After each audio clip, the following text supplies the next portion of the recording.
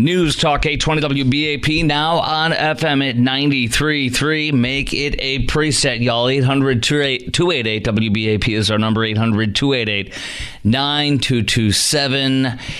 Air raid sirens heard very briefly on this piece of audio coming in at the U.S. consulate complex near the city of Erbil in northern Iraq. Those are the air raid sirens. Okay, then we have audio very quickly once again. This is video from, anything you're seeing tonight with loud bombs, and you're seeing little mushroom clouds and stuff for strike, they're all fake. There's no video. There's a couple of things I have on some of my sources, but they're all previous ones that are going around. People are saying this is it. They're all wrong so far. There are none yet that we have. These are limited kind of strikes, but there's a second wave coming shortly. Here is the IDF force and their spokesperson, Rear Admiral Daniel Hagari. In response to months of continuous attacks from the regime in Iran against the state of Israel, right now, the Israel Defense Forces is conducting precise strikes on military targets in Iran. The regime in Iran and its proxies in the region have been relentlessly attacking Israel since October 7th on 7 fronts, including direct attacks from Iranian soil. Like every other sovereign country in the world, the state of Israel has the right and the duty to respond. Our defensive and offensive capabilities are fully mobilized. We will do whatever necessary to defend the state of Israel and the people of Israel. I'm about to share a bunch of pieces of info and intelligence from open sources, both the headquarters and the barracks at the IRGG, the the Islamic Revolutionary Guard Corps, which is their top military elite troops that are terrorists that plan and conduct terrorist attacks from Iraq, from Iran, from Syria, and from Lebanon, and from the south with the Houthis out of Yemen. They are attacking now. They attack also from the west in Gaza, or as the leftists who don't know their butt from a hole in the ground, they call it Gaza. White boys and white girls that are well off and attend these protests and burn flags and such. They don't call it Gaza. They call it Gaza, as if they know what they're talking about.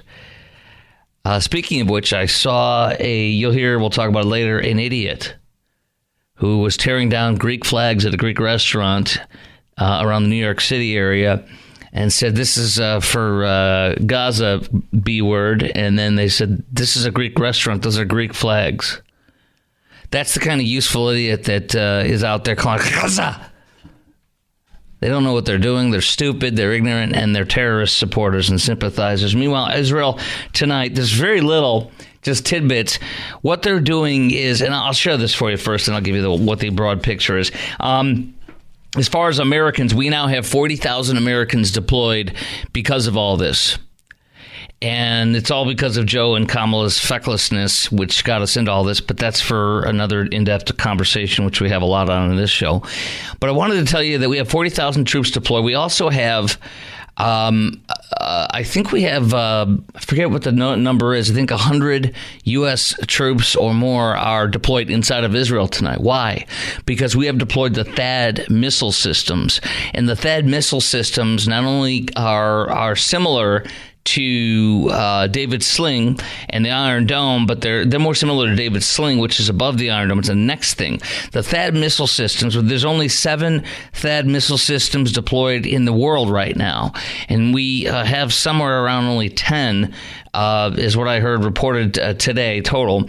But 7 of them are deployed all over the world, and one of them tonight was put in Israel as of last week. The THAAD will not only intercept ballistics coming at it where you can see it, but it'll also detect one. It'll detect and fire and take out ones in the atmosphere, outside of the atmosphere, above the atmosphere, if you will, the Earth's atmosphere. So that's what's amazing about it. So if they need more than the Iron Dome and the THAAD missile system, particularly for after the Iron Dome, they have the David Sling, and they also have above that they have the Arrow 1 and the Arrow 2 systems, which are just about as good as anything you can get out there, obviously. But the THAAD's even better for what they're going to need because, and we also have the USS. We have the U.S. Carrier Strike Group, and that is the USS Lincoln is there deployed because of all this, which comes with 2 destroyers and several fighter jets. F-16s are on that aircraft carrier, the USS Abraham Lincoln. We also have deployed as of we had another American, a couple squadrons coming in for F-16s arriving just today from I think Germany. Yeah, Landstuhl, most likely Landstuhl based in Germany. And so those are F-15s and F-16s arriving at an undisclosed base. So, and then in the Red Sea, where you have to understand something, too, because of Joe and Kamala's fecklessness, our U.S. Navy, the admiral in charge of that part of the world, said that our U.S. Navy is at the highest level of combat that we have seen for our Navy since World War II. That's how high it is.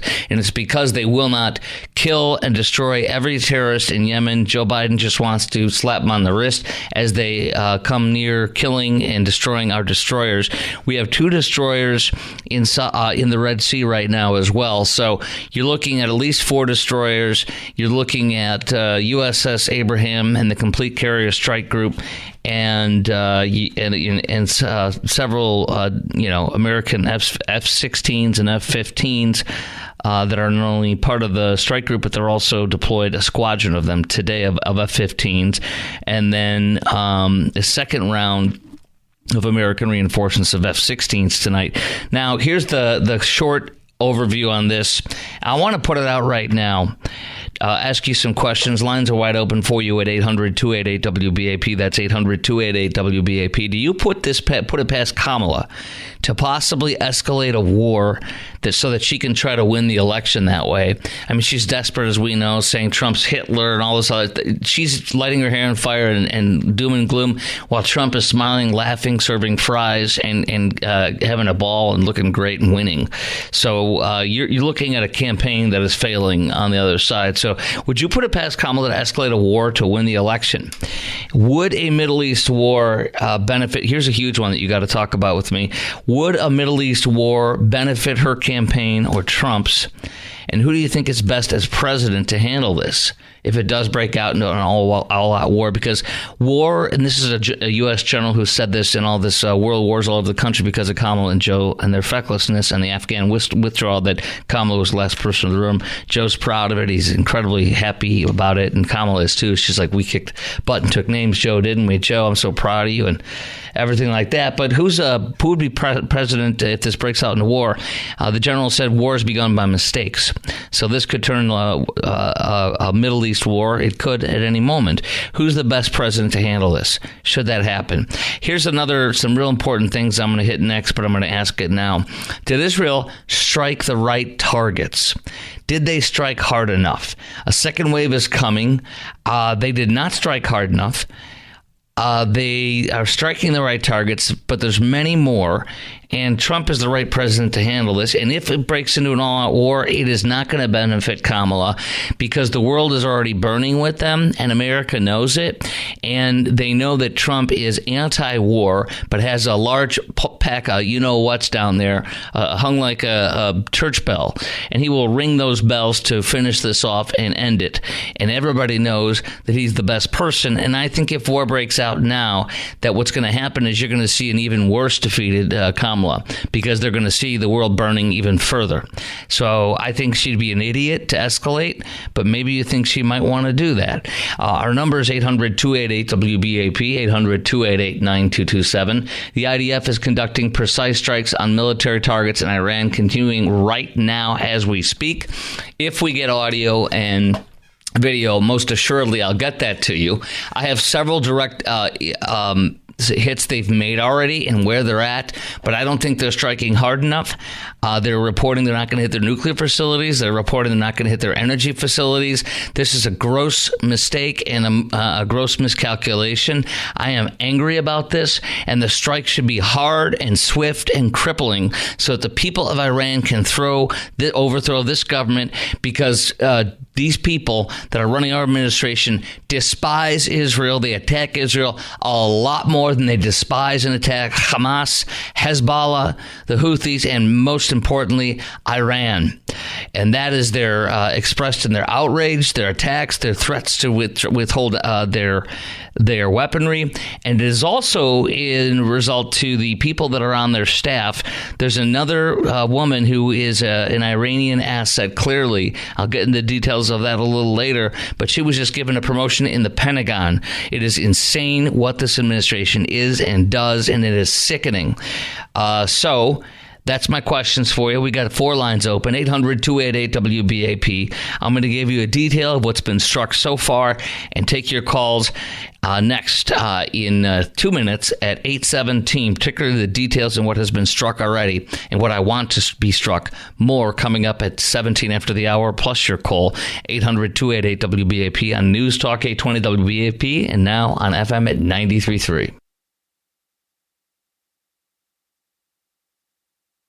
News Talk 820 WBAP and now on FM at 93.3. Make it a preset, y'all. 800-288-WBAP is our number, 800-288-9227.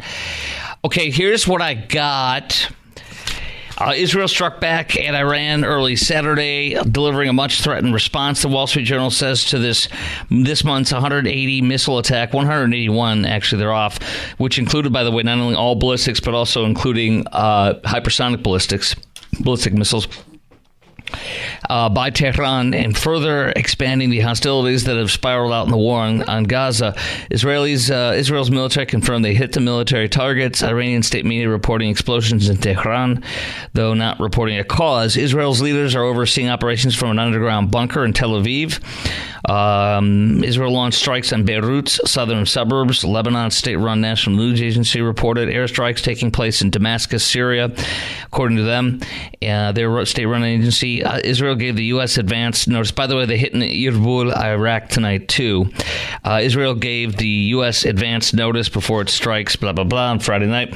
The strikes on Iran marked the latest step toward regional war. Tehran has threatened to target Gulf states and other U.S. allies if their territories or airspace are allowed.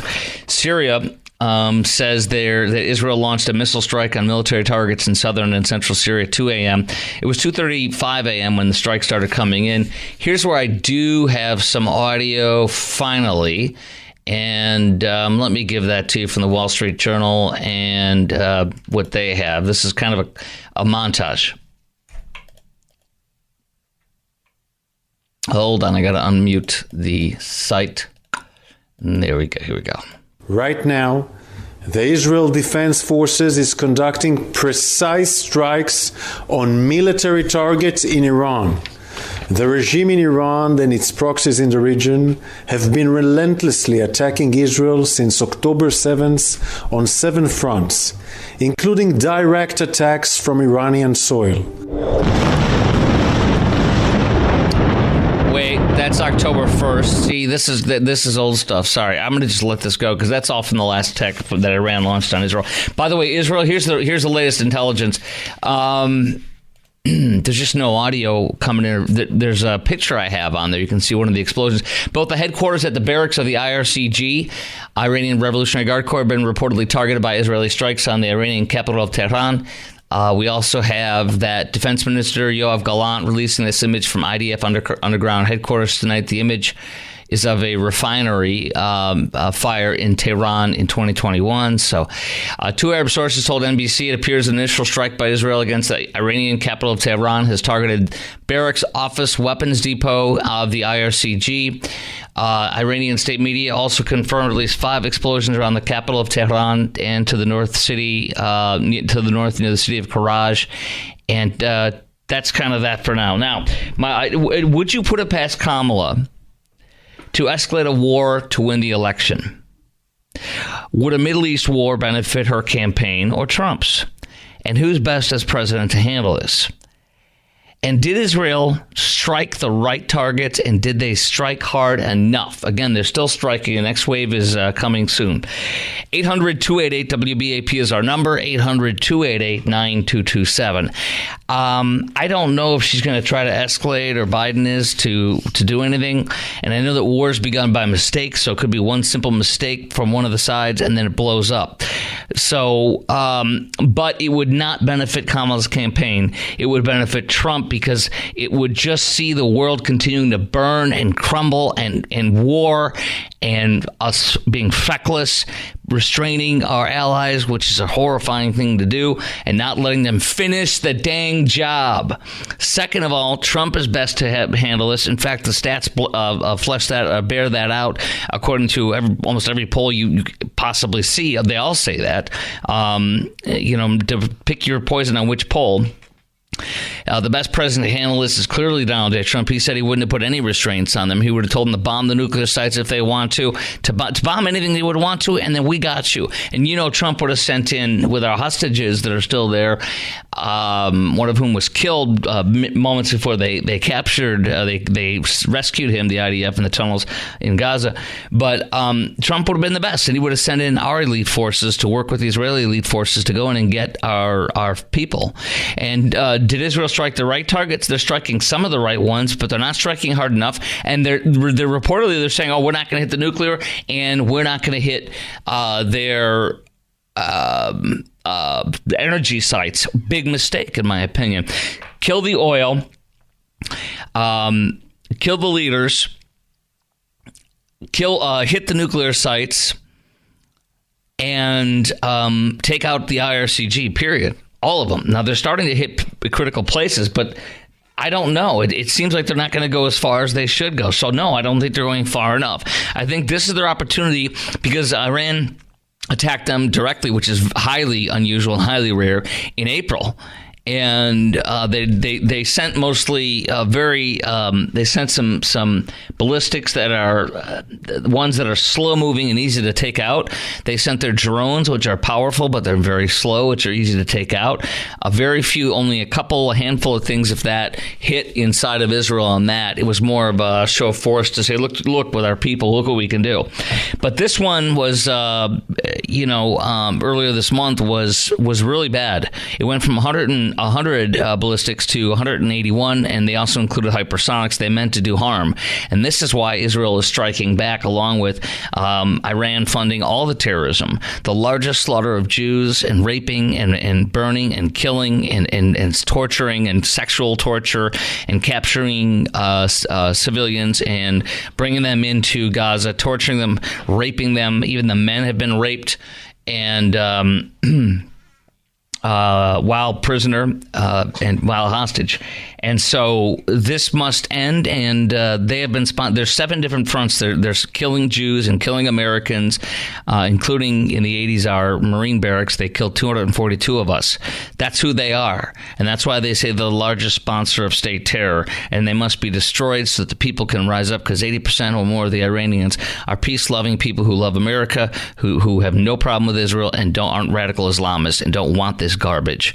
Okay, coming up next, we're going to get into the biggest story of the day if this war wasn't breaking out tonight, and we're going to keep jumping back in on Israel if anything should happen.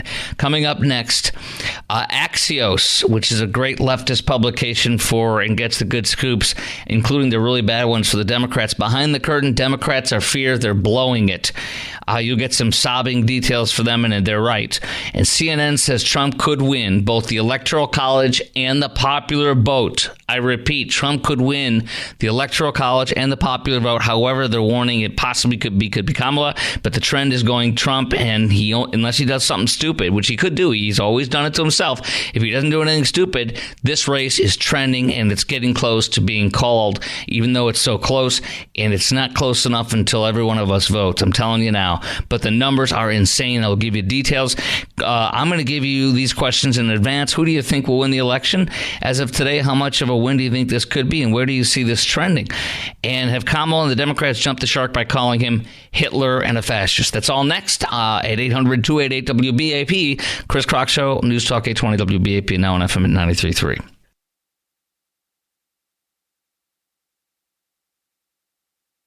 News Talk 820 WBAP, now on FM at 93.3. Make it a preset, y'all. 800-288-WBAP is our number.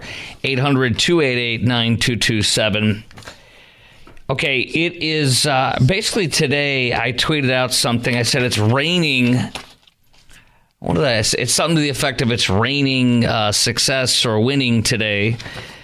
I was kind of thinking it's like raining cash from the sky today as far as Trump and the success of his candidacy and where it looks like it's going. But you never know. Things could change. The real problem for Kamala is she is extremely sour and dour and doom and gloom and calling Trump Hitler and a fascist and a dictator. And Trump is happy. Trump is winning. You can feel it. You can see it. The way he acts, he knows he's winning. And scary things for the Democrats are happening, which is why Axios says Democrats think they're losing. In a troubling sign for the campaign, they said today, top Democrats already starting to point fingers who'd be more responsible for a Harris loss. Biden for dragging his feet, or Harris for Harris herself going down, question mark. A Democrat top official texted the Axios. The Democrats fear she made too many different cases against Trump, still hasn't fully revealed herself to voters who crave to know more. She is who she is, one longtime Democrat strategist told Axios. Let's hope it's enough. Democrats say Harris faces a maddening double standard as Trump threatens jail to adversaries that strip broadcast licenses. He gets to be lawless. She has to be flawless, one CNN senior political commentator Van Jones said this week. Yeah, right. Yeah, she gets all the bad media. He gets all the good media, right? Yeah. A new poll from the Politico, another leftist outlet. Trump is getting record levels of support among young Black and Latino men. And then we also have the people who sat out in 2020. Well, a lot of them have come out, and most of them are leaning toward Trump. You're going to hear more details on that coming up next at 8:45 on the Chris Crock Show. The early voting numbers are insane. They're kicking butt and taking names for Republicans in Nevada, and the ones in North Carolina. Remarkably, my buddy Eric Erickson says the Republican early vote is matching Democrat early vote. That has not happened in North Carolina since George Bush's victory there in 2004. In Pennsylvania, Democrats far outpacing Republicans in early vote, but that's normal. What's not normal is for the GOP to be over 30% of the early vote. Early Republican voters outpaced both 2016 and 2020 in participation in the great state of Pennsylvania. Allentown interviewed and featured today in, I think it was the Wall Street Journal, and I'm going to be reading pieces of that later. In Allentown, they're pissed and they want Trump. And they've not gone for Trump before. I think they went for Biden last time. They're miserable, they're pissed, and they want Trump. They want their country fixated, and they want their dang economy fixed. That's what they're saying. They went and interviewed all these people in the great city of Allentown that Billy Joel's sang about. Gregory, Southlake, WBAP, you've called in. By the way, the number, I got to ask the question, Gregory, stand by. Who do you think will win the election as of today? How much of a win do you think this could be? And where do you see this trending? Have Kamala and the Democrats jumped the shark by calling Trump Hitler, fascist, and lock him up? Our number is 800-288-WBAP, 800-288-9227. And by the way, CNN's pollster Harry Ensign, I kind of mentioned this already, but says that this could be the first time where somebody wins both not the first time, but a very rare occasion when somebody wins both the popular and the electoral, and it could be Trump, and it's possible it could be Kamala, he said, but I mean, most of us think that right now it's Trump, and it could change, though. Thank you for your patience, Gregory. You've been very restrained. You haven't said anything, which is what I was asking for. Thank you, brother. You're on WBAP with extra credit points. Hey, Chris. Couple of things. Trump, I think, is going to win it. I think it's going to be a landslide. I suspect he is going to give or take the amount of cheating and the amount of Republican turnout, all of the 7 swing states, and this is the big thing. I think he could take New York. Here's the reason. New York has a large Black, Hispanic, and Jewish population. I'm originally from New York. I've lived here in Texas for 36 years. By the way, the Jewish vote is now at the highest levels it's been since Nixon for Trump. Right. God bless them, because they realize that their existence is at stake. He would not be holding a rally in Madison Square Garden, okay, if the internal polling wasn't showing them they had a chance to get 51% of the 5 boroughs in Nassau County. I do have to tell you that he's doing it because he's a New Yorker and he wants to, and it's a big deal for a New Yorker to do that, and it's a good look in his opinion. And but nobody, including them, thinks he's going to win it. But I'm listening to you. Go ahead. No, I really think he's got a chance of doing this. I mean, New York went for Reagan back in, 84? Mm-hmm. And or 80? I can't remember which one it was. I think it was 84. It was a big landslide when he basically took the entire country except, Vermont or something? Mm-hmm. And I really think he's got a shot at flipping New York. And if he can get 51% out of Manhattan, out of the 5 boroughs in New York City, and he's probably going to take some in Rochester and Schenectady, not Schenectady, the Syracuse, Utica, Albany, that central area. I used to live there, and the rest of the state, except for some pockets outside of Manhattan, the rest of the state, except for pockets around like Rochester, Syracuse, far upstate New York near the Canadian border, Albany area, okay? The rest of the state is solidly red, except for the city and Nassau County. And the other thing is, New York's lost 1 million people, okay? 1 million people since the pandemic. So I really think he's got a shot at taking New York. Okay. Anything else? Because that's enough for our New York listeners are gonna sleep on that. What else you got? I don't think Trump's fascist stuff is going to stick. I agree. It's desperation, and she can't define fascist, because if she did, it spells Democrat.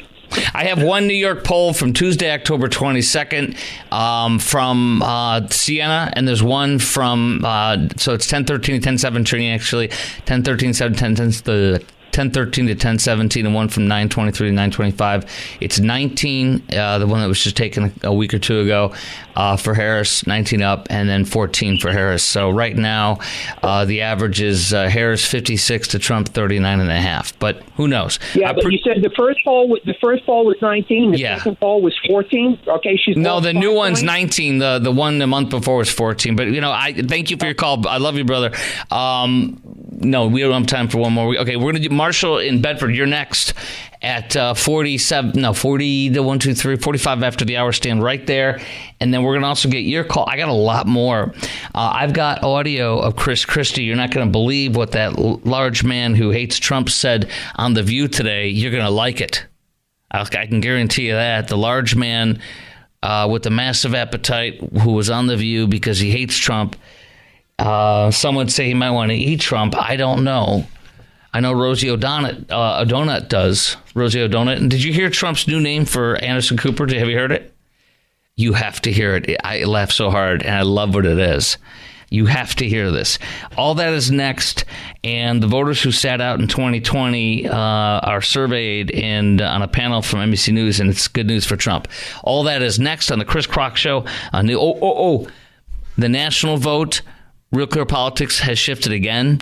And the overall polls for Real Clear Politics, average of polls for swing states individually and corporately in one, together in one number, and they're all looking good for Trump. I'll give you those next. News Talk 820 WBAP, now on FM at 93.3. Make it a preset, y'all. 800-288-WBAP is our number. 800-288-9227. Saying that, Donald Trump is awful and a fascist and all the rest of that, I don't disagree with any of it. Yeah. But those people are already sold. So if you believe that, they're sold. It's done. So who do you think is going to win? Who's going to win? Look, 10 days ago, I would have told you that she's going to win. And now? And I think she's had a bad 10 days. Why? Because I don't think... There's advantage and disadvantage to having come in the race as late as she did. The advantage is she didn't have to go through all the primaries and go through all that goes on that wears you down a bit. But the disadvantage is people don't know her. I mean, yes, look. She's been the vice president for almost 4 years. How could they not know her? You know the old joke. A woman had two sons. Yes. One went to sea, the other became vice president of the United States. Neither were ever heard from again. I mean, the job of the vice president is to stand 3 steps behind the president, out of focus. Well, they didn't know. Why did they keep accusing her of not doing anything when she was vice president? What did Mike Pence do, I'd like to know? Nothing. Yay! We're going to lose! Yay! Oh, we're going to lose! Oh, yes! Yay! Fascist! Famous last words before you lose. Hitler! This is their Dean scream. Just every time you hear fascist or Hitler, just think, that's all it is. 800-288-WBAP is our number, 800-288-9227. Who do you think will win the election as of today? How much of a win do you think this could be? And where do you see this trending? Have Kamala and the Democrats jumped the shark by calling Trump Hitler, fascist, and saying, lock him up? As promised, by the way, our number, of course, 800-288-WBAP, 4 lines open. We go to Marshall in 1 second in Bedford. But real quickly, as promised, voters who sat out in 2022, NBC News say they weigh in whether to go for Trump or Harris this time. They didn't participate in 2020 election. Still, a majority of the 12 participants say they are leaning Trump. And it's the economy. I'm getting older. The economy is really starting to hit us hard as well. And just inflation and costs and the job market and all these things are actually starting to impact me and my family. So it's definitely feeling like it's more important this year, said Ashley S., 34, from Clayton, North Carolina. James B., 56, Las Vegas. The choice is simple. He didn't vote in 2020 because he was moving, but he plans to vote this year. My financial situation has declined repeatedly. Adding that he added that it's getting close to not being able to survive. I was better off when he was the president.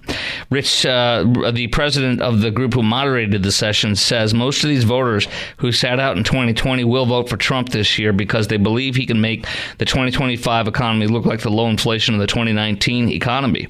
Amen. Isn't that incredible? So now, but notably, they say less than half say they have high interest. So some of them still may not vote. But I mean, if you get 5 or 6 of them that didn't vote, I mean, dude, 5 more votes is less than half. If you get 5 votes in swing states that you didn't get in 2020, imagine how many more out of 12 people. What if that means that 40% of the people that didn't vote in 2020 are voting now? 40%. Think of it. Think of the difference that could make. It could change everything. Perhaps that'll be the wild card that pollsters have Quinnipiac says they feel they've adjusted this time to actually reflect accuracy in Trump's polling because of the phenomenon. But if you have 5 out of 12 people who didn't vote last time voting and it's for Trump, you're screwed. And that won't be counted. So who knows? The numbers are insanely good, but it doesn't mean he's going to win. And let me just start your calls. In Nevada, by the way, they're outpacing Republicans insanely, which never happens. Republicans are outpacing Democrats in early voter. That's devastating for Nevada. I promised the Real Clear Politics average of polls. This is very bad for Harris. She's now down to 0.1. The Real Clear Politics average of all 7 swing states, Harris is now down to 0.1 lead 1/10 of a point of a lead. That's horrible. And the last two polls that just come out in the past 48 hours, Times CNN has it officially tied. CNN has it officially tied. Wall Street Journal a couple days ago, 3 points for Trump. And then before that, it was Harris. And before that, it was TIPP. It was Harris. And then before that, it was Trump, too. The point being, it's gone from Harris and Trump being in the lead by 1 to 4 points to now tied. And what's next? And that's the national. Let's go to the swing states, individually and corporately. Trump leads the swing states, all of them, in an average of 0.9, almost 1 percentage point above Harris. Arizona, he's up 1.5. Nevada, 0.7 Trump. Wisconsin, 0.2 Trump. Michigan, 0.2 Trump. Pennsylvania, 0.6 Trump. North Carolina, 0.8 Trump. Georgia, 2.2 Trump.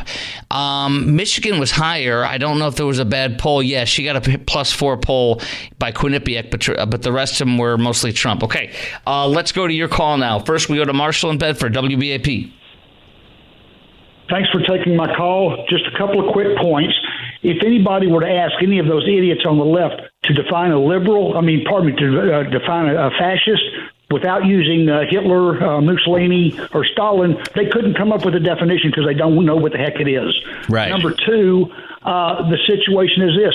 I believe it's going to be a pretty good-sized victory for Trump. I'm not going to stout any figures, but the one thing that I wish Trump would have done, as far as he has been for Israel and moving the capital to Jerusalem, why he didn't go after the Jewish vote, I have no idea, because they're typically Democratic voters. He's leading on the Jews now for the first time. Since he hasn't really targeted them. Okay. What I'm getting, I've heard him say a lot, but maybe he needs to do more. I appreciate your call. Let's go to Trey Duncanville. We have time. Oh, okay. 30 seconds for you. Want Jerry first or Trey? Okay, Jerry. 30 seconds. Go.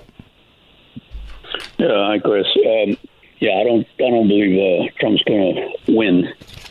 I believe he's going to lose. It's going to get stolen. That means we shouldn't vote. Then obviously we're done. No, sir. I'm sorry. I'm going to interrupt you. I'm going to cut you off. We're done. It's stolen. Why would we go waste our time? Nope. You're right. I don't believe that. You're right. I'm advising everybody to stop voting. Don't go. I regret my early vote. Nope. It's going to be cheated. All right, I got to go. I'll put you on hold so you can finish off, okay? I don't want to be rude. Stand by. All right, that's just how I feel about that. I don't think you got to win by a margin. They can't cheat, and that's all. And he might do that. We'll see. All right, stand by. We're going to get into this continuing. Plus, coming up next on the Chris Crock Show, I've got so much more. For example, what was Biden up right now? What was Hillary up right now? And the possibility that Trump could have hasn't happened since 24 and 1988. But we'll see. That's all next. I'll give you the details and everything I just said there, plus your call at 3 minutes after the hour on News Talk 820 WBAP, and now on FM at 93.3 800-288 WBAP is our number.